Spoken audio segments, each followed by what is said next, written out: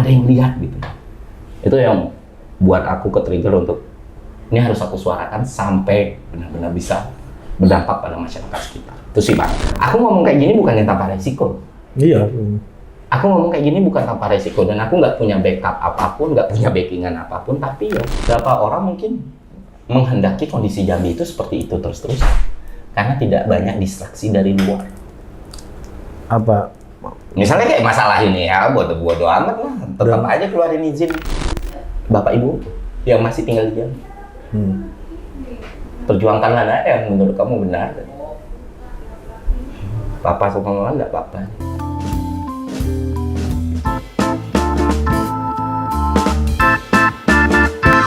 Tanpa budi.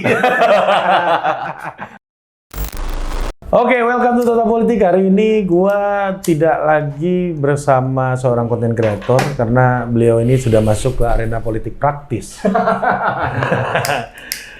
Politik praktis ya. Politik praktis tuh bedanya sama yang enggak adalah kalau politik ide, politik gagasan, politik akademik itu membahas pemikiran. Membahas ide-ide politiknya, tujuan politiknya, interestnya.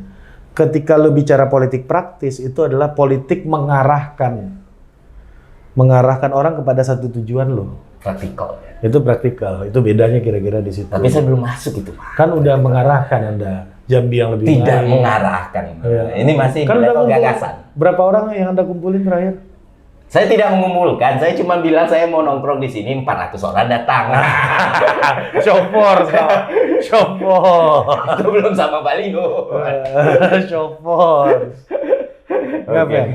Fer, ini Jambi ya. Kita bicara Jambi. Tentang tanah kelahiran saya, tempat saya besar, tempat saya tumbuh. Dan keadaan di sana mungkin nggak banyak orang yang tahu, bahkan lebih parah dari Lampung. Oh ya? Ini bukan adu nasib ya. Ya. Di Lampung kita punya problem soal jalanan yang rusak. Di Jambi kita punya problem soal jalanan yang rusak, soal izin batu bara, soal masyarakat yang meninggal, soal nyawa, soal traffic. Dan semua itu bermuara dari satu masalah, yaitu transportasi kendaraan pengangkut batu bara yang bagaimana ngomongnya, tidak terregulasi dengan baik, dengan pengawasan yang tidak baik pula.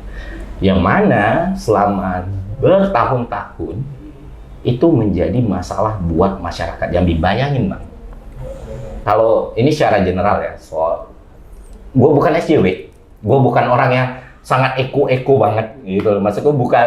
Lu nggak anti batu bara kan? Enggak anti batu bara. Itu batu bara sampai sekarang ya, kalau kita ngomong soal eco-friendly, batu bara itu masih jadi salah satu komoditi yang bikin kita bertahan dari resesi loh. Ya. Fun fact-nya, bukan fun fact ya, truth-nya kayak gitu loh.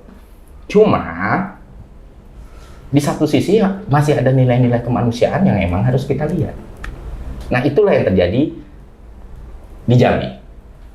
Gue kemarin ke Jambi beberapa kali, yang terakhir itu 2 minggu, gue wawancara semua orang di situ, gue ketemu ketua DPRD-nya, gue suarakan apa yang gue terima dari teman-teman di Jambi, terus gue lihat langsung di tempat TKP-nya. Bayangin Bang, satu mobil, satu bahu jalan, itu bisa dikuasain semua truk. Yang mengalah adalah masyarakat yang sebenarnya punya hak untuk jalan nasional itu. Karena aturan sebenarnya setiap perusahaan tambang batu bara itu, setiap perusahaan tambang itu harus punya jalur khusus. Tapi di Jambi ini jalur khusus nggak ada, akhirnya mereka pakai jalan nasional. Bisa kalau mengantongi izin dari PUPR. Ya. Tapi ternyata banyak yang tidak berizin tetap di situ karena mereka nggak punya pilihan jalan lain. Karena angkutannya dari sungai menuju pelabuhan. Itu kan ratusan kilo, akhirnya mereka makan itu jalan. Sementara produksi batu bara itu jadi berlimpah karena supply and demand kan. Kondisi ekonomi global jadi kayak gini dan orang-orang nyari tambang batu bara jadilah melejit.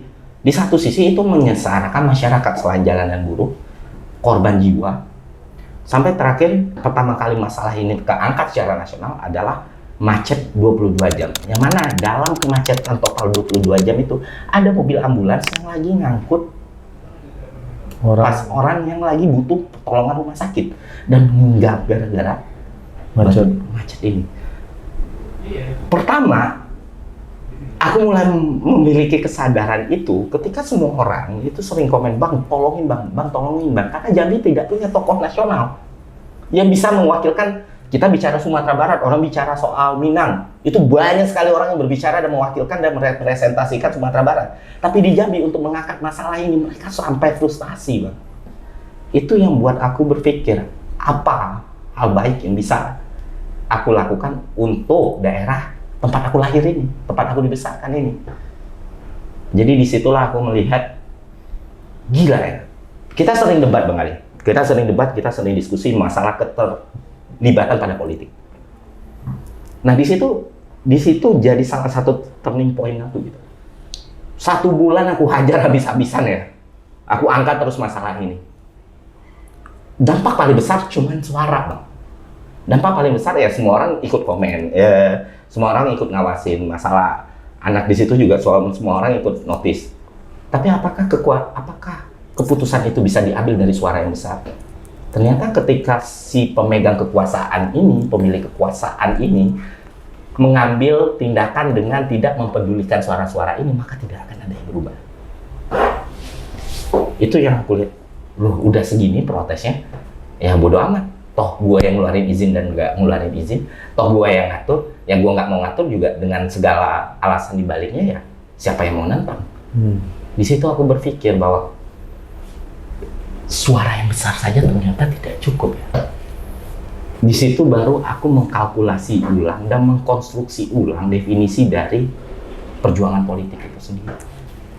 Itulah kurang lebih kenapa Jambi itu matters buat aku gitu, karena aku yang sekarang nggak akan lahir, nggak akan seperti ini tanpa daerah tersebut. Dan aku baru sadar, oh iya, ini daerah yang sangat-sangat tidak populer dan no one nggak ada yang lihat gitu.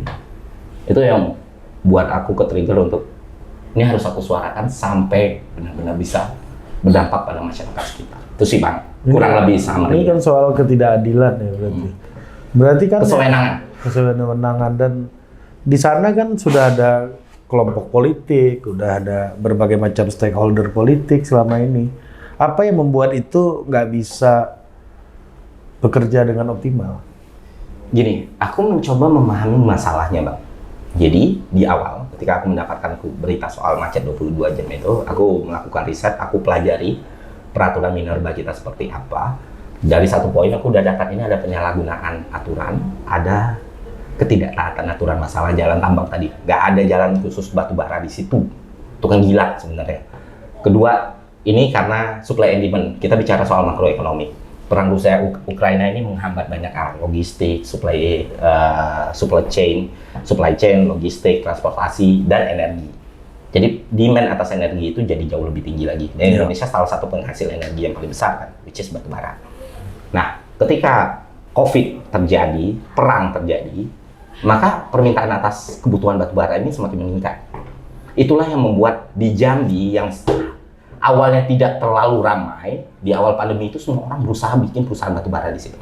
Nah di sini aja udah jadi masalah. Siupnya bagaimana terbit? Iupnya bagaimana terbit? Izin usahanya bagaimana terbit? Nah ini pun jadi polemik lagi antara pusat dan daerah lempar-lemparan. Oke, kalau untuk peraturan sekarang, koreksi kalau salah, IUP itu diterbitkan sama pusat. Tapi itu baru terjadi sekitar tahun 2021. Ya. Sementara banyak IUP yang udah keluar dari tahun sebelumnya. Provinsi sama kabupaten kota. Iya, bagaimana pertanggungjawaban atas ini? Itu aja udah jadi masalah. Nah, ketika perusahaan melakukan kegiatan penambangan, kenapa mereka tentu nih, mereka harus punya jalur khusus untuk angkutan itu ya.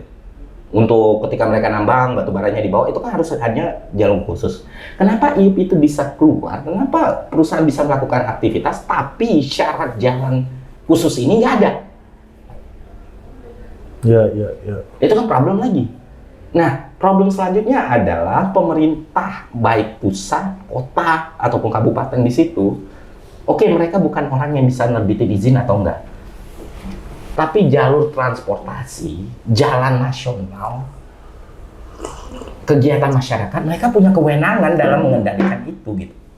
Yang faktanya yang terjadi adalah misalnya ada pemberhentian, ada aturan untuk pembatasan truk yang lewat, itu cuma terjadi secara temporer. Misalnya presiden mau ke sana kemarin, ya mereka berhenti tuh Bang. Seminggu sudah presiden pergi, jalan lagi. Dan setiap hari saya mendapatkan laporan dari masyarakat yang ngasih video, bang balik lagi, bang ini nah bang tambangnya. Jadi sampai masyarakatnya yang harus lewat jalur alternatif. Yang harusnya Jadi yang harusnya mereka yang punya hak untuk melewati jalan nasional ini yang memang diperuntukkan untuk publik. Tapi karena satu bahu jalan itu udah dimakan, susah. itu macet dan sempit, nggak bisa jalan. Nggak bisa jalan, dan kadang bang, kalau dikalkulasikan total korban jiwanya ya lumayan. Sampai waktu di pertemuan, waktu aku di Jambi, aku datang, gue ngopi di kafe ini, yang mau diskusi silakan, yang aku kira bakal datang 10 atau 20 orang, ternyata 400 orang. Lumayan juga bayar kopi itu Mas ya. Nggak aneh juga itu ya. Terus mereka cerita, di situ kan jalurnya kampus. Kampus-kampus Jambi itu berada di luar kota kan, untuk lahan yang lebih luas, Unja, tempat bapak ngajar. Nah, di situ mereka tiap hari harus berhadapan dan berpas-pasan dengan truk-truk yang luar biasa besar ini, ya kan? Dan waktu aku sekolah itu sampai ada guru, salah satu guru aku adalah korban yang diserempet sama truk ini. Jadi problemnya tuh bukan cuma soal transportasi publik aja, tapi keselamatan masyarakat juga terancam. Dan terakhir yang sempat rame di sosial media, si Diah Segaf, Iya, yang kritik itu ya. Yang kritik karena emang nggak beres sama sekali bang. Karena kita nggak pernah tahu kenapa ini jadi barang lempar-lemparan, padahal simple, ditegakkan aturan, dibuat aturan, dibikin pembatasan, dibikin keharusan, selesai. Tapi kenapa itu tidak diambil? Itu yang menjadi pertanyaan banyak masyarakat Jambi sebenarnya, dan mereka frustasi karena mereka nggak punya corong suara. Aku ngomong kayak gini bukan yang tanpa resiko. Iya. Aku ngomong kayak gini bukan tanpa resiko, dan aku nggak punya backup apapun, nggak punya backingan apapun, tapi ya every single day masyarakat Jambi itu mengeluh soal itu. Bayangin polusi udaranya, bayangin resikonya, bayangin bagaimana. Tapi kan lu nggak meminta tambang-tambang ini ditutup? Enggak, selama izinnya resmi ya udah, dan emang itu mungkin berdampak pada perekonomian, volume perekonomian, ya membantu negara ini tetap bertahan. Enggak, cuma seenggaknya siapkanlah infrastrukturnya gitu, bertanggung jawablah sama masyarakat ini kan, sampai masyarakat ini ditindas sih dia. Padahal banyak sekali benchmark yang bisa diambil, banyak sekali. Kita bisa ngelihat bagaimana pengelolaan di Kalimantan yang secara infrastruktur ya itu jauh lebih siap. Banyak pilihan lain buat rel kereta, buat jalan khusus, atau hal-hal lain yang bisa dilakukan oleh perusahaan dan pemerintah. Jangan sampai mati aja ngedebatin soal izin bukan kita yang ngeluarin kok, jadi kita nggak bisa apa-apa. Lu bukannya nggak bisa apa-apa, lu bisa gitu. Tapi kenapa lu nggak bisa melakukan? Nah ini kan perlu kita cari tahu. Apa sebabnya? Kenapa? Itulah yang terjadi di Jambi sekarang, dan itu juga yang jadi turning point aku dalam melihat politik ya. Oh ternyata bersuara itu sekedar suara. Itu gampang, tapi politik itu soal ibadah. Misalnya, simpelnya seperti yang aku lakukan ya, kemarin aku lagi buka, ya udah lu mau usaha UMKM, mau bisnis, ada yang mau bisa gue modalin gitu, dan nggak banyak, terbatas, tapi paling yang bisa aku lakukan itu paling modalin 10 orang.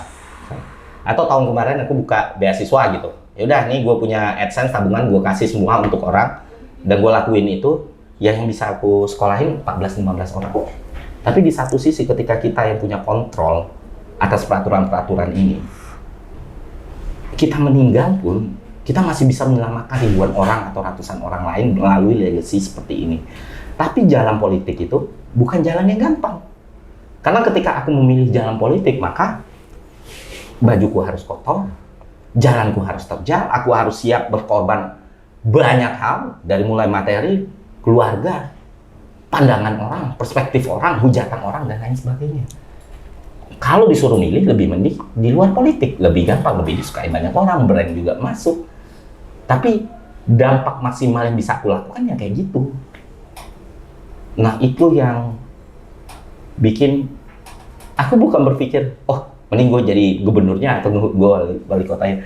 Tapi kalau ada satu orang atau pihak yang bisa mengerti atau memahami masalah ini dan berusaha mengubah itu akan jadi jauh lebih baik. Kata lu tadi ini karena suara aja nih, cuma suara ya sekadar suara aja gitu.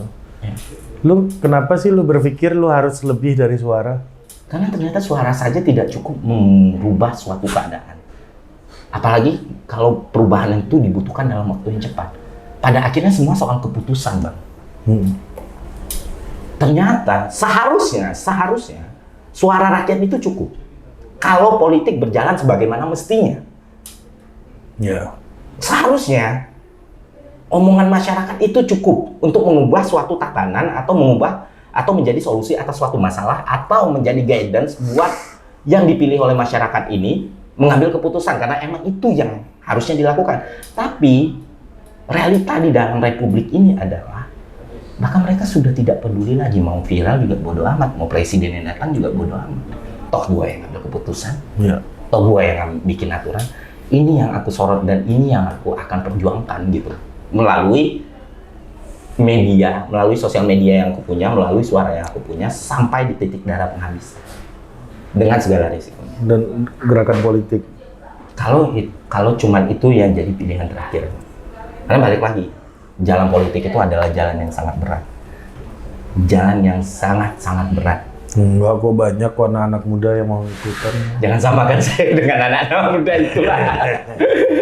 Karena jangan pernah berpolitik tanpa alasan.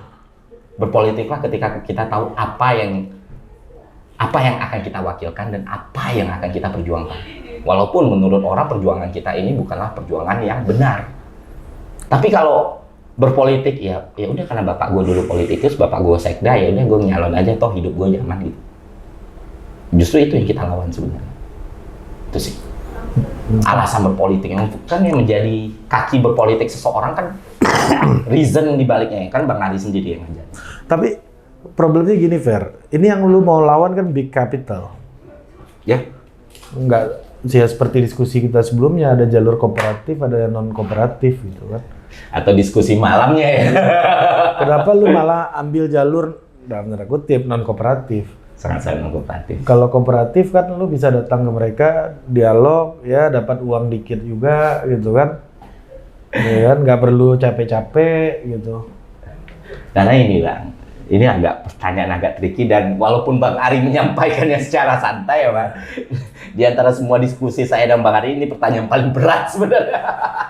Ya, karena gue punya pengalaman juga gimana, Bang? Kawan-kawan yang berhadapan dengan ini, dengan kekuatan big capital gitu ya. Ya kalau orang-orang sebut sekarang kan oligarki gitu loh. Semua diatur oligarki. Gitu. Ya resikonya sangat besar dan capek, dan bahkan sebelum bertarung pun gue udah tahu akan kalah gitu. Nah, menurut lu apa? Bernie Sanders playbook, Bang. Oke. Yang belum sempat kita bahas secara publik ya. Ya. Tapi kan kita semua sama-sama tahu bagaimana Bernie Sanders melangkah kan. Dan aku masih punya keyakinan yang sama untuk skop yang lebih kecil. Kalau memang berangkat dari kepedulian sama dan rasa sakit yang sama, dan mereka melihat itu sebagai representatif yang mereka percayai, ya, aku percaya kekuatan kapital ini bisa dilawan dengan hal itu gitu. Makanya kita lakukan di skop yang terkecil. Itu pun dengan catatan kalau aku maju ya.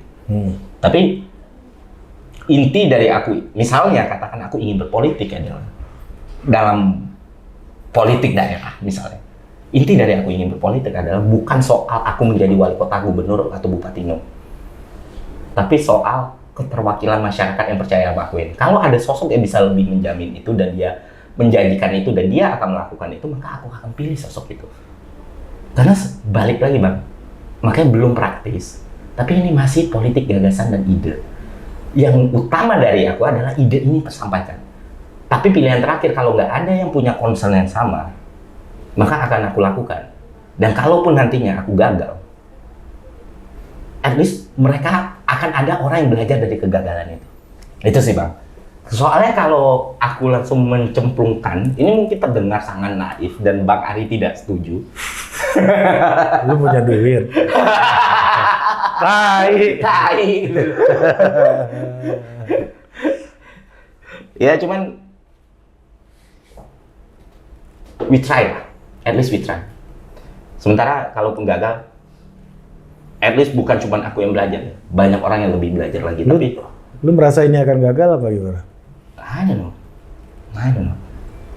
Tapi aku punya satu keyakinan yang besar adalah aku nggak mau membuat pergerakan. Yang mau aku lakukan adalah bergerak. Itu sedikit romansatan yang masuk di diriku ya. Terbentur. Terbentur 3 kali. Iya. Ujungnya terkapar. Tertidur. Ngeletak dia udah. Nah, apa yang membuat kesadaran macam lu ini, Fer, nggak muncul dari anak-anak yang sekarang masih di Jambi, yang udah hidup di Jambi, yang udah mungkin gue yakin banyak yang lebih paham problem daripada lu di sana. Oh, banyak sekali. Iya. Aku ketemu sama ya udahlah komunal-komunal kemahasiswaan, anak-anak muda di situ banyak sekali. Dan mereka jauh lebih paham dan aku yakin mereka jauh lebih pintar dari aku. Mereka jauh lebih merasakan bagaimana kesengsaraan itu, sementara aku di Jakarta ini bikin podcast dan lain sebagainya. Itulah kenapa suara mereka matters. Dan itulah kenapa suara mereka penting. Tapi yang mereka tidak miliki adalah corong. Itu yang membuat mereka frustasi banget, Bang. Karena kebiasaan di Jambi itu sendiri adalah kita tidak punya, sebagai sebuah provinsi, kemajuan ekonominya gila loh. Bahkan kita bisa bilang Jambi sekarang itu jauh lebih lengkap daripada Padang. Yang mana ini kota yang benar-benar udah bernilai sejak era kemerdekaan ya. Universitas pertama di luar Jawa itu kan UNAN. Andalas, dalam pencetak pabrik otaknya masyarakat Indonesia gitu. Cuma problem di Jambi ini adalah identity.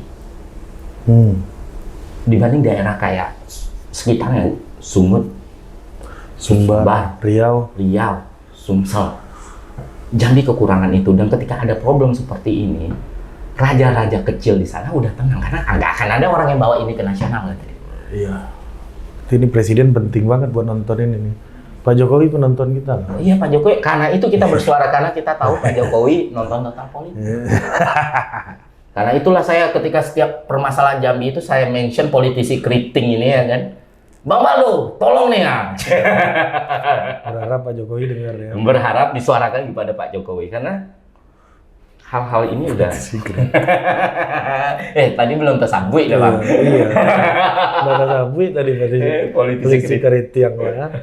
Itulah. Oh siap kamera. Cuma ya masalah itu tadi sih, masalah ya Lampung itu bisa selesaikan karena chambernya yang luar biasa.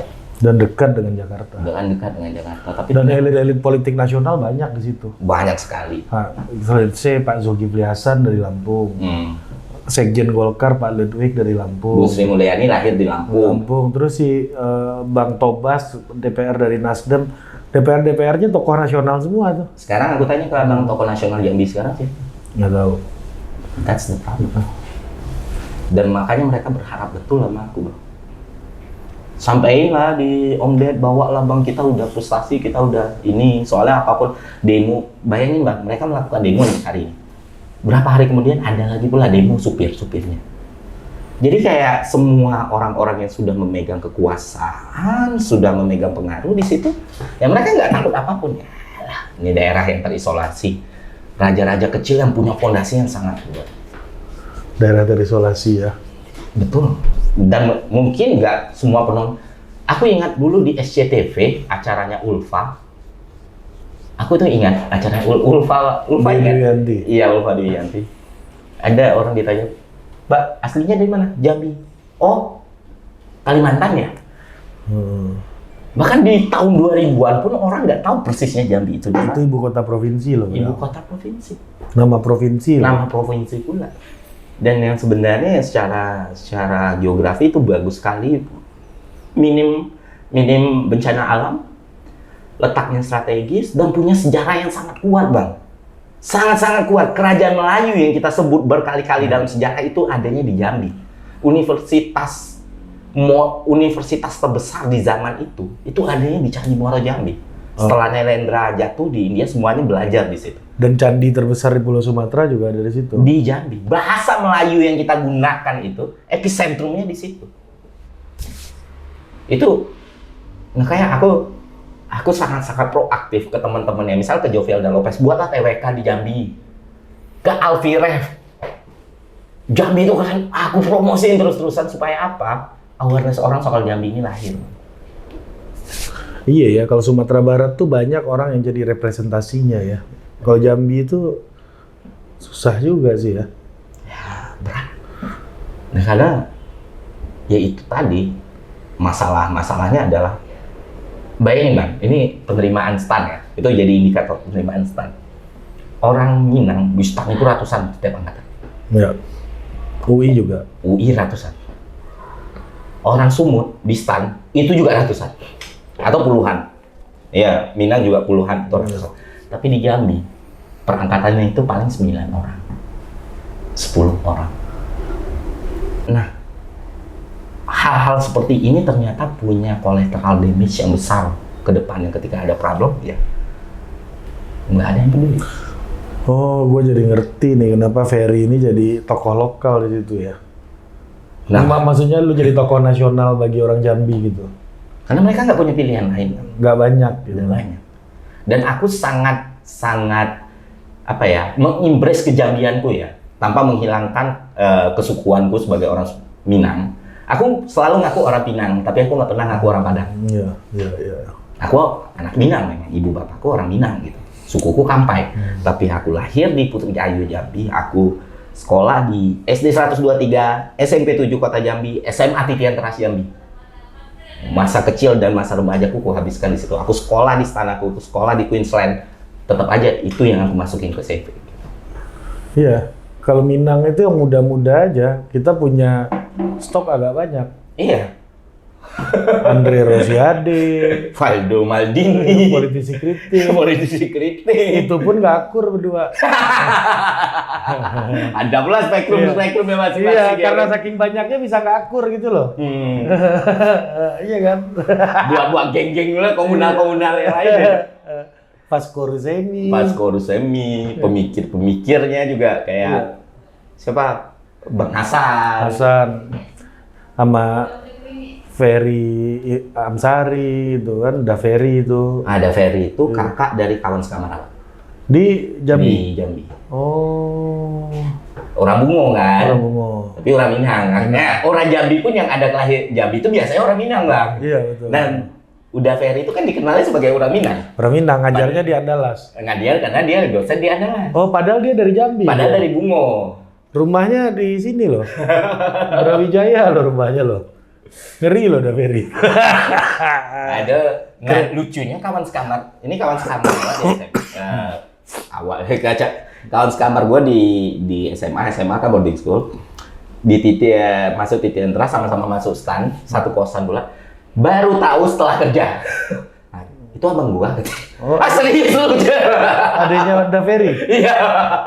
Ferry itu SJW terkaya loh. Ferry. Gimana Haji Denny kabarnya Haji Denny? Ya gitu. Iya ya, memang agak sulit. Ferry pun jadi public speaker on behalf of Sumatera Barat sekarang. Dan dulunya aku kan lebih dikenal sebagai orang Minang ya kan. Oke. Di awal-awal. Itu ya berusaha selalu aku bilang, aku orang Jambi.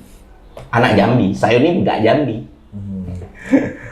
Karena untuk yang merepresentasikan Sumatera Barat itu banyak sekali. Merepresentasikan orang Palembang banyak sekali. Banyak, Taufik Kemas gitu ya. Helmi Yahya, Tantowi Yahya. Sumut apalagi. Oh. Iya kan? Riau mungkin agak lebih mending ya. Iya karena kekayaan alamnya lebih. Dia lebih settle di situ gitu. Iya lebih kaya lah. Kalau orang Riau tuh ke plat BM tuh ke Bukit Tinggi, wah ini uang nih. Buat kita gitu dulu sebagai. Kalau BH indah ya. Ya, BM nih bawa duit nih kawan kan gitu. Buat kita orang Bukit Tinggi lihat BM tuh kayak ngelihat emas berjalan. Iya, ATM berjalan, ATM berjalan. berjalan dulu. Karena liburan orang Pekanbaru itu kan ke Bukit Tinggi dulu. Dan mostly sekarang isi orang Pekanbaru orang Minang. Orang Minang semua. Terutama sulit air sepakat itu kan, SAS itu punya masjid mereka. Oh iya Ber, ya. Susah ya, Sumut, Aceh itu lebih gampang kan? Iya. Lebih banyak yang bisa merepresentasikan Aceh. Kalau dibilang karena Jambi tidak punya budaya dan culture, bahasa Melayu itu datangnya dari situ. Ya aslinya situ. Aslinya kerajaan Melayu itu di Jambi dah. Inilah yang jadi root Deutero Melayu itu di Jambi. Betul. Tapi sekarang lama-lamaan turun terus. Turun terus sampai jadi sebuah daerah yang nggak punya identitas. Terisolir. Itu yang sangat-sangat membuat orang-orang itu frustasi karena mereka tidak punya keterwakilan, Bang. Mereka mau ngomong sama siapa? Mungkin keterwakilan formal ada di DPR, Di ada DPD, DPR kan tapi juga kan ada. tidak muncul sebagai kesosokan. Iya, yang keterwakilannya secara kultural tuh nggak kuat. Nggak kuat. Nggak ada orang yang impress diri. Iya ya, kalau dalam biasanya kalau presiden nyusun kabinet kan selalu tuh ada orang Sumutnya. Harus ada. Ada ya. keterwakilan etnis kan, ada orang Jawa, ada orang Kalimantannya, ada orang Sulawesinya. Itu, tapi orang Jambi ini agak jarang ya. Siapa menteri terakhir dari Jambi? Terakhir kalau sosok politik ya Marzuki Usman. Hah? Marzuki Usman itu pun bukan menteri, ketua DPR. Oh, Marzuki Ali. Marzuki Ali maksudku. Marzuki Ali itu orang Jambi. Kalau nggak salah orang Jambi. Itu Terus, pun kalau nggak salah. kalau nggak salah. Bias, jadi identitinya itu jadi bias, Bang. Dan dia dapilnya Jakarta tuh kalau nggak salah, bukan Jambi. Bukan Jambi. Sosok yang nasional banget yang paling kuat mungkin Christine Hakim. Christine Hakim tuh orang Jambi ya? Iya, tapi orang lebih kenal dia sebagai orang Sumbar. Oh, iya. Iya ya, ini banget ya Jambi itu. Kulturnya agak ini ya, bukan apa ya. Abang tahu Bening Studio? Hah? Bening Studio skincare yang Iya tahu. itu orang Jambi ya, Bu? Orang Jambi. Oki Pratama tuh temen SMP ku satu kelas 1C. Tapi apakah kejadiannya naik? Enggak. Kita tahu Bening itu di mana-mana. Dokter Oki itu di dunia entertain terkenal. Tapi nggak banyak orang yang tahu dia itu asli Jambi. Aku satu SMP dengan dia, satu kelas sama dia. Satu angkatan sama dia. Susah juga ya membawa Kejambian. membangun kolektivitas yang nggak pernah kuat itu, nggak pernah ada. Dan bukan nggak pernah kuat, tapi nggak pernah ada. Iya, nggak pernah ada. Itu yang menjadi Apa yang mengikat orang sebagai orang Jambi itu apa, Fer? Oh Jambi gitu, ada nggak? Gitu. Kalau Palembang ada, Bengkulu aja ada loh. Karena saking langkanya, Bang. Iya. Kalau ketemu Jambi itu jadi senang betul. Oh, Muaro Bungo aja dianggap Jambi juga kan, Bu? Bungo tuh Jambi, tapi lebih terafiliasi sama kemenangan Sumbar, iya. Sumbar. Dan Mas Raya itu kan setengah ini kan Jambi kan. Faldo itu kampungnya perbatasan sama Muko-Muko. Muko-muko Bengkulu ya, Iya. iya Bengkulu ya. Pesisir, Muko-muko, Bengkulu, Jambi. Jambi ya, betul. Itu padahal potensi daerahnya sangat tinggi. Tambang batu bara ada, gunung berapi tinggi yang aktif, Iya, yang Jambi. masih di Kerinci juga. Kerinci Jambi ya. Iya. Iya, itu Kerinci sama Muko-Muko perbatasannya Faldo tuh kampungnya. Yang belakangnya tuh Muara Labu. Iya, Muara Labuah. Taman, Kerinci Sebelat. Iya, dan Mas Raya itu hitungannya Jambi ya harusnya. Iya, kulturnya juga beda sama Sumatera Barat sih. Dan beberapa orang mungkin menghendaki kondisi Jambi itu seperti itu terus-terusan. Karena tidak banyak distraksi dari luar. Apa? Misalnya kayak masalah ini ya, bodo amat lah. Tetap aja keluarin izin. Dan sebagian Ngapain orang orang yang menikmati itu ya. Iya. Nah, Itu ya, yang berusaha kita break out dari luar. Coba. Dan keluargaku sempat naik waktu aku habis-habisan itu, Bang, ngomongin soal Jambi dan masalah ini ya. Ada hal yang bikin aku nangis dan terharu itu. Bapak Ibu yang masih tinggal di Jambi. Perjuangkanlah yang menurut kamu benar. Papa sama Mama nggak apa-apa. Karena ada kekhawatiran itu kan. Maju nak. nggak ngelarang. Maju nak. Itu yang saya cuma anak dosen. Saya bukan anak pejabat di situ. Itu yang jadi kekhawatiran kan, karena orang tua masih di situ kan. Ancaman pasti ada. Udah ada ancaman ke orang tua? Bukan ke orang tua, ke daerah itu, cuman Iya. itu banyak sekali mengubah hidup. Ya Allah, bersyukur dibesarkan dari keluarga yang benar. Karena orang tuaku sama sekali nggak pernah yang namanya makan di dalam aku. Dan itu yang selalu ditanamkan dari diriku sejak kecil. Papa sama mama itu cuma PNS biasa. Papaku tuh dosen dari tahun 1980-an akhir. Tapi nggak pernah jadi dekan, nggak pernah jadi asisten rektor. Karena nggak pernah main. Keras kepala orang Minang. Ditanya alasan satu. Dia yakin kalau sedikit aja duit haram yang dia kasih ke anaknya, maka itu akan berdampak sama anaknya. Tapi anak-anaknya satu jadi auditor, PNS bersih, satu masuk Kementerian Keuangan. Nggak ada sama sekali dia harus lobby sana sini atau apa. Dulu kakakku nggak berhasil masuk ke SMP favorit. Ditawarin masuk, kan banyak mahasiswa dia itu guru di SMP itu. Rini itu bisa lah masuk SMP 7.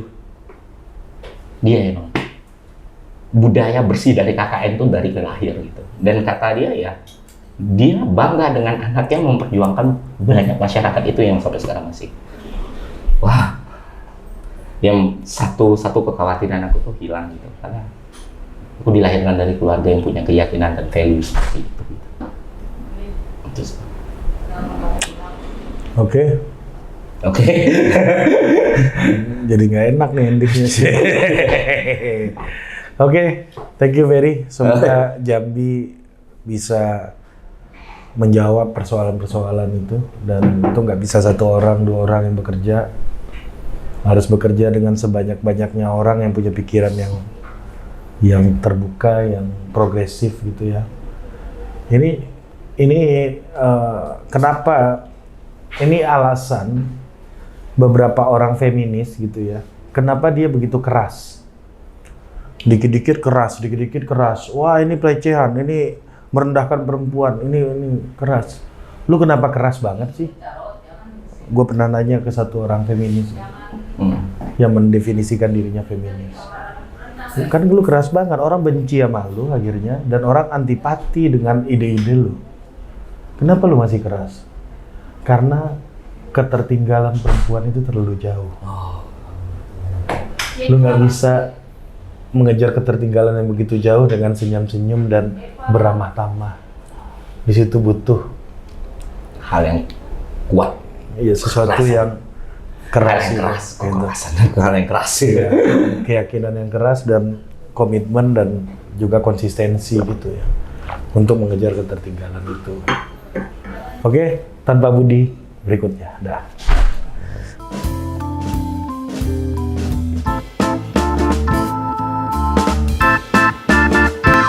Tanpa budi.